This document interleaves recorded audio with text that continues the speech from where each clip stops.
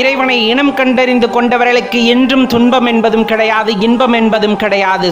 வெறும் பார்வை மட்டுமே, வெறும் மௌனம் மட்டுமே அவர்களிடம் இருந்து கிடைக்கின்ற பதிலாக இருக்கும்.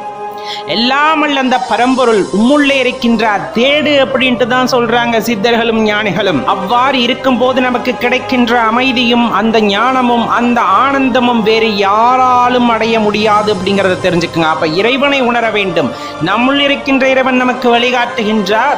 அந்த இறைவன் வழிகாட்டுதலில் நாம் தொடர்ந்து செல்கின்றோம். அந்த இறைவனுடைய நாம் இரண்டர கலக்க வேண்டும் அப்படிங்கிறத தான் இந்த நேரத்துல நீங்க தெரிஞ்சுக்கணும். உள்ளே தேட வேண்டும், அதனை விட்டு வெளியே தயவு செய்து தேடாதீர்கள். உள்ளே தேடக்கூடிய ஞானம் இல்லாதவர்களுக்குத்தான் அந்த புறத்தேடலிலும் மேலான ஒரு தேடல் அப்படிங்கிறது அகத்தேடல் அப்படிங்கிறத உணர்ந்து கொண்டால் போதும், உம்முள் இருக்கின்ற சிவம் வெளிப்படும். அப்ப உங்களுக்குள்ள இருக்க அந்த மாயை அகன்று விடுகிறது. அப்படிங்கும் போது உம்முள் இருக்கின்ற அந்த சிவத்தை நீங்கள் உணரும் போது அடைகின்ற எல்லையில்லா இன்பமானது ஈடு இணை இல்லாதது, ஒப்புமை இல்லாதது என்பதை நாம் உணர்ந்து கொள்ளும் தருணத்தில் கிடைக்கின்ற மகிழ்ச்சிக்கு அளவே இருக்காது நண்பர்களே.